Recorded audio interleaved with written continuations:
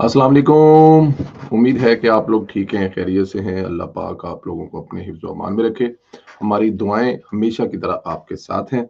सलामत रहें, खुश रहें, पाकिस्तान सलामत रहे ता क़यामत रहे। चैनल को ज़रूर सब्सक्राइब करें और बेल आइकन को भी प्रेस करें। ज़्यादा से ज़्यादा व्हाट्सएप ग्रुपों में इसका लिंक शेयर करें और राय का इज़हार ज़रूर करें जो आपसे सवाल किया जाए। अच्छे एक बेहतरीन काम के हवाले से ही वीलॉग शुरू करते हैं और वो है मरियम नवाज़ के हवाले से। और मरियम नवाज़ आपको पता है हर गुज़रते दिन के साथ पाकिस्तान के शहर पंजाब जिसकी वो पाकिस्तान के सूबे पंजाब जिसकी वो वज़ीर आला हैं, वहाँ पर हर गुज़रते दिन के साथ कोई ना कोई ऐसा काम, कोई ना कोई ऐसा मंसूबा और ये जिसे कहते हैं ना कि डेली बेसिस पर हो रहा होता है, बड़ा कमाल का हो रहा होता है। वज़ीर आला पंजाब मरियम नवाज़ की कारकर्दगी के झंडे जो हैं वो गाड़ ही हैं और आपको हर रोज़ नज़र आते हैं। नए दिन के साथ नए मंसूबे अवाम के लिए सहूलत जो है वो पैदा कर रही होती हैं। मरियम नवाज़ ने लाहौर में इलेक्ट्रिक बस सर्विस का इफ्तिताह किया है। अब इलेक्ट्रिक बस सर्विस क्या है? इससे क्या फ़वाइद होंगे आपको ये बताएँगे, लेकिन सबसे बड़ा इसका जो फ़ायदा होगा ये आपका फ्यूल जो है जिससे जो भी ये आपकी ये जो आप कहते हैं ना कि धुंध के साथ-साथ क्या आ जाता है, वो सारा कुछ इन्हीं चीज़ों से निकलता है। लेकिन इलेक्ट्रिक बस से किसी किस्म का आपकी जो एनवायरनमेंट फ्रेंडली बस कह सकते हैं कि इससे आपका जो आबो-हवा है उसको कोई फ़र्क नहीं पड़ेगा। ये ज़रूर होगा।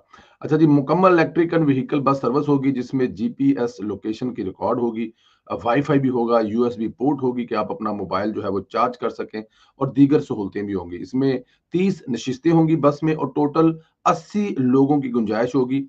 मतलब आप ये देख लें कि आगे या पीछे 30 सीटें लगी होंगी या साइडों पे 30 सीटें लगी होंगी पूरी बस में, लेकिन बाकी जो है वो तकरीबन टोटल 80 हैं। तो 30 ये निकालें तो 50 लोग जो वो खड़े हो सकते हैं और 80 मेरे ख्याल में काफ़ी अच्छी तादाद है और ये तकरीबन रोज़ाना 17,000 मुसाफ़िरों को अपने रूट पर मुस्तफ़ीद होंगे। 17,000 जो हैं वो लो इस तरह मेरे ख्याल में ये जो बसेस वाला इलेक्ट्रिक बसें वाला हमारे बचपन में डाइवो बस हुआ करती थी। लाहौर में हमने वो देखी हैं और उसके बाद फिर शहबाज शरीफ साहब हैं। मतलब कितने ही अरसा इसमें गुजर गया। फिर शहबाज साहब ये मेट्रो, ऑरेंज ये वो आगे पीछे पब्लिक ट्रांसपोर्ट बहुत बहुत ज़रूरी है। दुनिया भर में आप जाएँ, अभी हम पेरिस जाएँ, अभी हम मैड्रिड और बार्सिलोना जाएँ या फिर हम लंदन जाएँ ख़ास तौर पर, तो अपनी जो है गाड़ी इस्तेमाल नहीं कर सकते। वहाँ पर हमें पब्लिक ट्रांसपोर्ट इस्तेमाल ही करनी पड़ती है। तो लाहौर भी इंशाअल्लाह ताला जब ये मरियम नवाज़ साहब अपनी हुकूमत पूरी कर रही होंगी, तो लोगों आप देखेंगे कि सड़कों पर ट्रैफ़िक ना होने के बराबर होगी। लोग पब्लिक ट्रांसपोर्ट पर सफ़र कर रहे होंगे क्योंकि इससे आपके टाइम और आपके पैसे बचते हैं। खैर, बस में स्पेशल अफ़राद के लिए रैंप मख़सूस नशिस्तें होंगी। मुसाफ़िरों के तहफ़्फ़ुज़ के लिए फ़र्श पर एंटी स्लिप शीट का इस्तेमाल किया गया ताकि मुसाफ़िर जो हैं वो फिसले ना। जबकि 9 महसूस चार्जिंग स्टेशन कायम किए गए हैं, जहाँ पे बसें जो हैं वो चार्ज होंगी। बस में अलग फीमेल सेक्शन होगा हर आसानी के वाक़यात के सद्देबाप के लिए। बस में जो है वो कैमरे नस्ब किए होंगे, यानी अगर कोई किसी किस्म का यूथिया टाइप लोग उबाश किस्म का कोई उसमें कोई नौजवान ऐसी हरकत करे तो उसके खिलाफ एक्शन भी हो सके। ये तकरीबन 21 किलोमीटर का रूट होगा। 27 इलेक्ट्रिक बसें जो हैं ये इस पर चलेंगी। रेलवे स्टेशन से ग्रीन टाउन तक मेरे ख्याल में बेहतरीन साइट को इसको क्योंकि ग्रीन टाउन जो है ना अब वो किधर से किधर पहुँच गया। पहले वक़्तों में वो लाहौर से बाहर हुआ करता था। तो ये रेलवे स्टेशन से ग्रीन टाउन बहुत सारे रूट हैं लाहौर में ना, तो ये मेरे ख्याल में ग्रीन टाउन वाले जो हैं वो पूरा शहर गुज़र कर जब जाएँगे और शहर से वापसी पर फिर तो रास्ते में बस से उसमें लोग चढ़ते जाएँगे, उतरते जाएँगे। ये बेहतरीन एक रूट भी है। अच्छा, इसका जो ई-सर्विस का आगाज़ फरवरी के में बस में होगा और बस का किराया डिजिटल कार्ड के ज़रिए किया जा सकेगा। कैश यहाँ पर नहीं होगा जी, ये सारा कुछ जो है वो कार्ड के ज़रिए ही पेड किया जाएगा। ये भी अच्छी बात है कि वहाँ पर ये जो एक चोरी-चकारी, हेरा-फेरी, किराए, पैसे कटने, पर्ची उससे भी जान छूटेगी। अब आपको पता है कि ये जो हम लोग यूरोप में घूमते हैं, मैंने अभी जो आपको बताया कि मैड्रिड जाएँ, बार्सिलोना जाएँ या एम्स्टर्डम जाऊँ। अभी मैं तो ख़ैर गाड़ी पे जा रहा हूँ, गाड़ी पे आ रहा हूँ, लेकिन कभी ऐसा कुछ होता है ना, तो आपको कार्ड खरीदने की ज़रूरत नहीं पड़ती, पैसे नहीं, आप अपने बैंक का कार्ड निकालें और वो जो मेट्रो के पिलर हैं, वहाँ पर उसके साथ लगाएँ, मशीन लगी होती है, वो उसके ऊपर लगाएँ, दरवाज़ा खुल जाता है और जहाँ से आप बाहर निकलते हैं, वहाँ पे वही कार्ड दोबारा लगाएँ, तो आपके कार्ड से वो स्टॉप हो जाता है और जो आपके 2 ढाई 3 यूरो जो हैं या 5 यूरो हैं, वो कट जाते हैं। ये पूरी दुनिया में अब ऐसे हो रहा है, तो अब टिकट वाला ज़माना जो है, वो खत्म होता जा रहा है। आपका जो बैंक कार्ड है, हर जगह पे वही आपका टिकट है। और फिर एप्पल पे से भी मतलब वो करते हैं कि जैसे ही फ़ोन ऊपर लगाते हैं, डबल क्लिक करते हैं, फ़ोन ऊपर रखते हैं, तो चलो जी। तो ये इसी किस्म का जो है वो लाहौर में होने जा रहा है। मरियम नवाज जिस तरह की सहूलतें पंजाब में आवाम को फराहम कर रही हैं, ये यूरोप में मिलती है, और मुझे इसमें कोई शक नहीं है कि मरियम नवाज को अगर भरपूर मौका मिला तो वो मैं तो बिल्कुल भी नहीं हूँ, मुझे तो कोई शक ही नहीं है कि अगर ये मौका मिला तो आप ये लाहौर और आप ये गुजरांवाला और आप ये फैसलाबाद और आप ये सरगोदा, यूरोप तो ज़ाहिर है यूरोप को बनने में 4-5 साल लगे हैं, लेकिन मरियम नवाज जो है वो यूरोप के नज़दीक पहुँचा देंगी, क्योंकि तब जब यूरोप बना था तब सहूलतें क्या होती थी, लेकिन अब तो दुनिया जहान की सहूलतें हैं। जो काम सालों में होते थे वो काम अब महीनों में होते हैं, और महीनों वाले काम जो अब दिनों में होते हैं, और मरियम नवाज को ये करने आते हैं क्योंकि बड़े बाबा जी राविंड बह के ऐह खुशी कर दे पैने। मरियम नवाज एडमिनिस्ट्रेशन की दुनिया में अपना अलग मुकाम बना रही हैं, और बतौर खातून वज़ीर आला ये मुनफरद आज़ाद उनको भी हासिल है, इसमें कोई शक नहीं है। मरियम नवाज जो है ना वो एक अच्छी लीडर, अपोजिशन लीडर साबित हुई, इमरान खान को नाको चने चबाए, और अब बेहतरीन एडमिनिस्ट्रेटर, तो तमाम सलाहियतों की मालिक है मरियम नवाज साहबा। इधर कार्रवाइयों का सिलसिला जारी है। वजारत दाखिला ने नैब की दरखास्त पर शहजाद अकबर और फरज शहजादी के पासपोर्ट मनसूख कर दिए हैं। वजारत दाखिला ने पीटीआई रहनुमा शहजाद अकबर और बुशरा बीबी की दोस्त फरज शहजादी के पासपोर्ट मनसूख कर दिए हैं। वजारत दाखिला ने पीटीआई रहनुमा शहजाद अकबर साहब, हाँ जी, जरा जरा मलक रियाज ना लगेगा और कुछ नहीं रहना है। अच्छा, बुशरा बीबी की ये जो दोस्त है ना वो उनकी बेटी हुआ करती थी। इमरान खान साहब बुशरा बीबी की दोस्त के बारे में, फरज शहजादी के बारे में स्पेशल प्रेस कॉन्फ्रेंस किया करते थे। उनके भी पासपोर्ट जो है वो कैंसिल कर दिए। नैब ने 28 जनवरी को बजरिया खत पासपोर्ट मनसूखी की दरखास्त दी थी, और जिसके बाद वजारत दाखिला ने दोनों के पासपोर्ट मनसूख कर दिए। एडियां जल्दियां कालियां, 28 जनवरी को बजरिया खत, और खत भी पहुंच गया, मनसूख भी हो गया, बस पंगा नहीं लेना। नैब ने 190 मिलियन पाउंड केस में इश्तिहारी मुलजमान के पासपोर्ट की मनसूखी की दरखास्त की थी। मौजूदा सेटअप हकीकी तौर पर करप्शन के खिलाफ जहाद कर रहा है। इमरान खान ने करप्शन के खिलाफ जहाद का नारा लगाकर मुल्क लूटा था, और अब इमरान खान की इस करप्शन के खिलाफ ये हुकूमत जो है वो मेरे ख्याल में जहाद कर रही है। जहाद इमरान खान ने मेरे ख्याल में बस बेचारे ने क्या करना था, उसके साथ ही जहाद हो गया, बल्कि उल्ट के साथ उल्टा जहाद हो गया।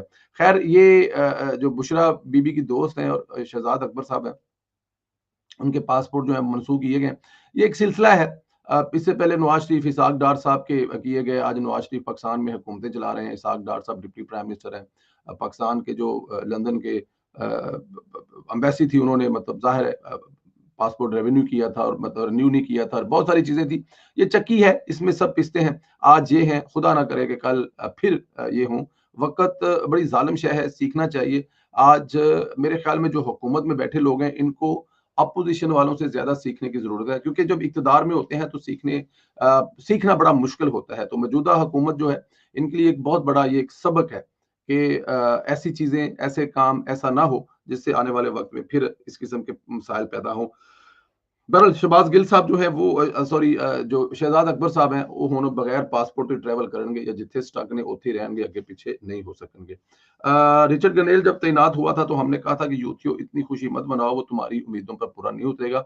इस वक्त भी उन्हें बताया था कि वेनेजुएला के खसूसी नुमाइंदे के तौर पर मुकर्रर हुआ है, लेकिन यूथिया कहते थे नहीं, वो तो खान साहब की जान छुड़ान लिए आया, वो खान साहब से ट्वीटा करे सब तो पहले जहाज लैके वो इस्लामाबाद ही उतरेगा। अब रिचर्ड ने कल ट्रंप से मुलाकात की, खसूसी प्रवास वेनेजुएला गया। वहां जाकर इसने 5 अमेरिकी कैदियों को रहा कराया, जहाज में बिठाया और अमेरिका लेकर आया। अगर यूथियों की सुनी जाती तो वो पाकिस्तान आता, खान को रहा कराता, अमेरिका ले जाता, लेकिन यूथियों की इतनी किस्मत कहाँ। और प्लस ये सारा एक फ्रॉड था, एक धोखा था, सिराप था, वो आपको भी पता है, मुझे भी पता है। बहरहाल उम्मीद पर दुनिया कायम है। मेरे यूथी भाइयों ने अभी तक इस पे उम्मीद जो है वो लगा रखी है, और उनकी बनती भी है। देखिए, डूबते हुए को तिनके का सहारा भी बहुत होता है। ऐसे ही रिचर्ड जहाज लेकर आएगा, अडयाला से खान को रहा कराएगा, साथ ले जाएगा। शायद अगर खान के साथ मुराद सईद होता तो रिचर्ड गनेल भी आ जाता, लेकिन मेरे ख्याल में ऐसा नहीं होने वाला।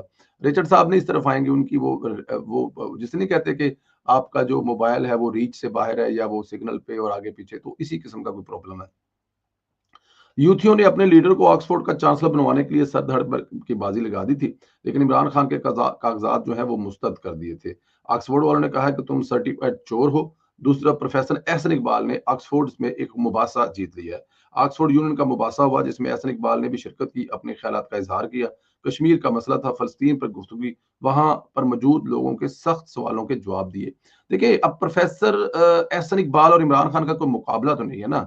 एक पढ़ा लिखा इंसान जो पढ़ाता भी रहा है, मुख्तलिफ यूनिवर्सिटियों में उन्होंने लेक्चर दिए, अमेरिका से पढ़े लिखे, उनका खानदान का बैकग्राउंड, उनकी वालदा साहिबा पाकिस्तान बनने से पहले उनके वालिदैन की सियासत में, मतलब ये एक हिस्ट्री है। एहसन इकबाल साहब का जो मुकाबला है ना, वो किसी भी तरह इमरान खान से बनता ही नहीं है। हम ये नहीं कहते कि इमरान खान साहब नहीं पढ़े लिखे, नो डाउट एचईसन से और फिर ऑक्सफोर्ड और फिर सॉरी बाहर आकर पढ़ा उन्होंने, लेकिन उन्होंने जो पढ़ा वो उन पर लगा नहीं है। जो पढ़ा होता है वो लगा भी नजर आता है। एहसन इकबाल साहब की गुफ्तगू में और इमरान खान की गुफ्तगू में आपस में, मतलब अगर आप पढ़ लिख के भी लोगों को गालियां निकाल रहे हैं, मतलब आपके गांव वालों ने चौधरी ਦੇ ਵੱਡੇ ਮੁੰਡੇ ਨੂੰ ਉਹਨਾਂ ਨੇ ਮਤਲਬ ਕਿ ਵੱਡੇ ਸ਼ਹਿਰ ਦੇ ਵੱਡੇ ਸਕੂਲ ਦੇ ਵਿੱਚ ਇੰਗਲਿਸ਼ ਮੀਡੀਅਮ ਭੇਜਿਆ, ਉਹ 15 ਸਾਲਾਂ ਬਾਅਦ आ के पहले दिन ही नौकरां ਨੂੰ गालां ਕੱਢਦਾ ਹੋਵੇ, ਤੇ ਫਿਰ ਉਹਦੀ ਪੜ੍ਹਾਈ ਦਾ ਕੀ फायदा होया? होना तो ये चाहिए ना कि वो आकर समझाए कि इंसान एक जैसे हैं, बराबर हैं, गाली नहीं निकालनी चाहिए, अच्छा सलूक करना चाहिए, दुख सुख में, मतलब उसकी पढ़ाई तो हमें यही बताती है ना। लेकिन इमरान खान की पढ़ाई के बाद ओए मैं छटांगा नहीं, ओ मैं फड़ लवांगा, और प्रोफेसर एहसन इकबाल साहब आज भी उनको गोली लगी या उसके बावजूद उनके उनके उन पे उनके उस ट्वीट पर लोग तनकीद कर रहे हैं जिसमें उनके बारे में एक मौलवी साहब जो है काफी सख्त गुफ्तगू कर रहे हैं, लेकिन वो फिर भी अपना दामन जो है वो सब्र का नहीं छोड़ रहा है। तो ये प्रोफेसर साहब जो है वो डेफिनेट एक पढ़े लिखे इंसान है, इमरान खान का क्या मुकाबला उनसे, और ये पाकिस्तान के लिए एजाज की बात है कि उन्होंने ये मुकालमा जीता है। आप अपना बहुत ज्यादा ख्याल रखें। प्रोफेसर साहब के बारे में आप क्या कहना चाहेंगे जो उन्होंने ऑक्सफोर्ड में आके ये मुबासा जीता है, और ये जो जो यूथियों का जो निजात हिंदा था, वो जाकर वेनेजुएला से तो 5 बंदे छुड़ा के लेके आया, लेकिन पाकिस्तान खान को छुड़वाने कब आ रहा है? और गोगी का, फराह गोगी का, और साथ में शहजाद अकबर का पासपोर्ट मंसूब है, इस पर भी आप अपनी जरूर राय दीजिएगा। मरियम नवाज साहिबा का ये इकदाम, पब्लिक ट्रांसपोर्ट कितनी जरूरी है, और मरियम नवाज साहब इसके अलावा कहाँ कहाँ शुरू करने जा रही हैं, और आप लोग क्या कहते हैं कि लाहौर से कौन से ऐसे रूट हैं जिन पे इस किस्म की सर्विस होनी चाहिए? अपना ख्याल रखें, इजाजत दें, अगले वीलॉग में आपसे फिर मुलाकात होगी। बहुत शुक्रिया, खुदा हाफिज।